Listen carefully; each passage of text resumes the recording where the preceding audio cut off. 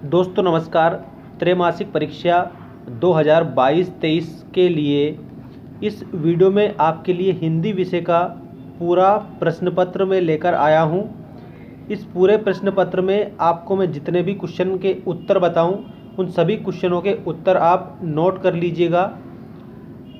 आपको परीक्षा में देखने को मिलेंगे प्रश्न, फिर बाद में कमेंट करके मत कहना कि सर हमने देखा नहीं। ठीक है, आपके लिए मैं पहले ही कमेंट करके बता रहा हूं कि आपको बिल्कुल मोस्ट से भी मोस्ट इम्पोर्टेंट क्वेश्चनों के तौर पर आपको ये पेपर में बता रहा हूं। त्रैमासिक परीक्षा सत्र 2022-23 पूर्णांक आपका 80 नंबर का रहेगा, ये देख सकते हैं। ठीक है,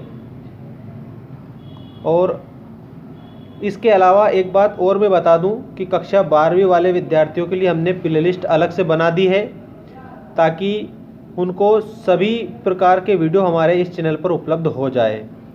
देखिए मित्रों, सबसे पहले सही विकल्प चुनकर रिक्त स्थानों की पूर्ति कीजिए। इस प्रश्न को हम हल करेंगे। आदिकाल में प्रमुख रूप से का सजीव वर्णन हुआ है, तो आप इसमें याद रखेंगे युद्धों का सजीव वर्णन हुआ है। अगला है कवि हरिवंश राय बच्चन का उन्माद लिए फिरते हैं, तो याद रखना जीवन का। इसके बाद में भक्तिन का वास्तविक नाम था, तो लक्ष्मीन, भक्तिन का वास्तविक नाम लक्ष्मीन था। किशनदा ने यशोधर को उधार दिए थे, तो जो किशनदा है उन्होंने यशोधर को 50 रुपये उधार दिए थे। कितने रुपये? तो 50 रुपये।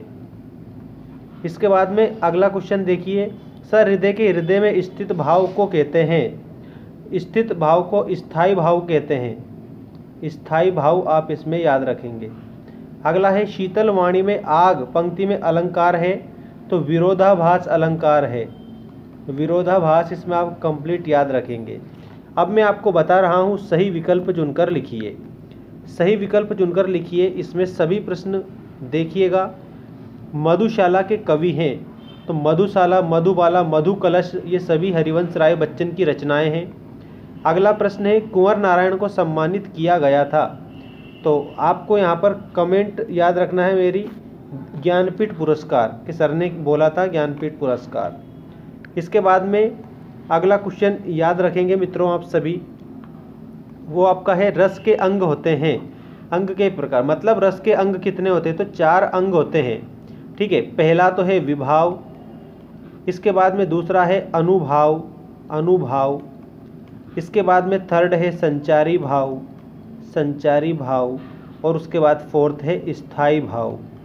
ये रस के 4 अंगों के नाम हैं जो मैंने आपको बता दिए हैं। रस के चारों अंगों के नाम आप वार्षिक परीक्षा तक नहीं भूलना है। अब देखिएगा नेक्स्ट क्वेश्चन, विभत्स रस का स्थायी भाव है, तो जो विभत्स रस होता है ना उसका स्थायी भाव जुगुप्सा या घृणा होता है। जुगुप्सा या घृणा।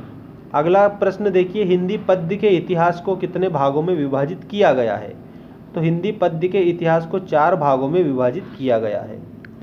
अर्थ के आधार पर वाक्य के प्रकार होते हैं। नेक्स्ट आपका ये क्वेश्चन है, तो याद रखना अर्थ के आधार पर 8 प्रकार होते हैं, और रचना के आधार पर 3 प्रकार होते हैं। वाच्य के आधार पर वाक्य के 3 प्रकार होते हैं, कर्तवाच्य, कर्मवाच्य, भाववाच्य। रचना के आधार पर साधारण वाक्य, मिश्र वाक्य और संयुक्त वाक्य। और अर्थ के आधार पर 8 प्रकार के वाक्य के भेद होते हैं। इस प्रकार से आप याद रखेंगे। इसके बाद में निम्नलिखित वाक्यांशों के लिए एक शब्द लिखिए। हाथी को हाँकने का लोहे का हुक, तो इसको बोला जाता है अंकुश। इसमें आप लिखेंगे अंकुश। अगला है जिसे क्षमा ना किया जा सके, तो उसके लिए अक्षम्य। अगला प्रश्न देखिए, इसमें जो कम बोलता हो, जो कम बोलता हो वो अल्पभाषी, अल्पभाषी। ठीक है, या फिर मितभाषी भी हम लिख सकते हैं। इसके बाद में नेक्स्ट है संस्कृत के शब्द जो बिना रूप बदले हिंदी में प्रयुक्त होते हैं, तो तत्सम शब्द कहलाते हैं। तत्सम।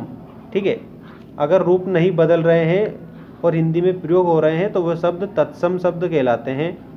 आधुनिक मीरा के नाम से कौन जाना जाता है? तो उत्तर में आप लिखेंगे महादेवी वर्मा। महादेवी वर्मा को आधुनिक मीरा के नाम से जाना जाता है। आत्म परिचय कविता के कवि हैं, तो इसमें आप उत्तर लिखेंगे हरिवंश राय बच्चन। हरिवंश राय बच्चन ये आत्मपरिचय कविता के कवि हैं। नेक्स्ट क्वेश्चन देखिए, सत्य असत्य छांटकर लिखिए। काला अक्षर भैंस बराबर एक मुहावरा है, तो इसमें आपको क्या याद रखना है, ये असत्य है, क्योंकि काला अक्षर भैंस बराबर एक लोकोक्ति है। क्या है, लोकोक्ति। तो यहाँ पर आपको मुहावरा बताया है जो कि गलत है, तो इसमें आप क्या लिखेंगे, असत्य लिखेंगे। इसके बाद में अगला देखिएगा, क्या मधु आती है एक आज्ञावाचक वाक्य है। तो पहले ही आपको यहाँ पर बता दिया है क्या, और क्वेश्चन मार्क भी लगा दिया अंत में, तो ये प्रश्न सूचक चिन्ह लगाया है, मतलब प्रश्नवाचक वाक्य है। ठीक है, प्रश्नवाचक वाक्य है, और यहाँ पर उन्होंने बताया कि आज्ञावाचक है, मतलब असत्य आप इसमें लिखेंगे। इसके बाद में नेक्स्ट देखिए, कविता एक खिलना है बच्चों के बहाने, तो ये भी आपका असत्य है। ठीक है, नेक्स्ट क्वेश्चन देखेंगे आप मित्रों, शांत रस का स्थायी भाव शांत होता है। तो शांत रस का स्थायी भाव शांत नहीं होता है, वो तो निर्वेद होता है, शांत का निर्वेद। तो यहाँ पर आप क्या करेंगे, असत्य लिखेंगे, असत्य। इसके बाद में द्वंद्व समास में पहला पद संख्यावाची होता है, तो इसमें आप लिखेंगे, इसमें भी असत्य लिखेंगे, ये भी आपका असत्य है, पहला पद संख्यावाची नहीं होता है। संस्कृत के शब्द हिंदी में प्रयुक्त होने पर तद्भव कहलाते हैं, बिल्कुल सही बात है। तो इसमें आप क्या लिखेंगे, संस्कृत के जो शब्द हैं हिंदी में प्रयुक्त होने पर तद्भव कहलाते हैं, इसमें आप लिखेंगे असत्य, क्योंकि तत्सम कहलाते हैं, क्योंकि वैसे के वैसे अगर उपयोग होंगे तो तत्सम कहलाएंगे, रूप बदलकर उपयोग होंगे तो तद्भव कहलाएंगे, तो जो ये गलत है आपका। अब मैं आपको बता रहा हूँ, सही जोड़ी बनाइए और इसके बाद में पूरे प्रश्न में आपको बताऊँगा। ऊसर में मूसर, इसका अर्थ होता है, पांचवा इसमें लिखेंगे व्यर्थ बीच में ही आना। कोलू का बेल, इसमें आप फर्स्ट से मैच करेंगे, दिन रात मेहनत करना। संकेतवाचक विशेषण, तो इसमें आप क्या लिखेंगे, वे। ठीक है, क्या लिखेंगे, वे, जो कि आपका इस थर्ड वाले ऑप्शन में है, थर्ड वाले ऑप्शन से आप इसे मिलाएंगे। प्रश्नवाचक, तो प्रश्नवाचक में आप इसको सेकंड वाले से मिलाएंगे, कौन सा, कौन सा।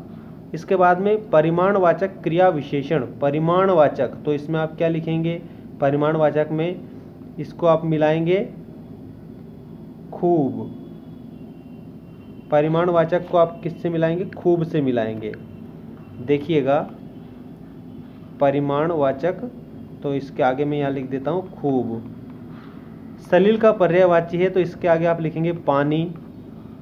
प्रश्नवाचक में कौन सा, कौन सा। संकेतवाचक में वे लिख देंगे। कोलू का बेल, दिन रात मेहनत करना, रात मेहनत करना। और ऊसर में मूसर, व्यर्थ बीच में आना, व्यर्थ बीच में आना।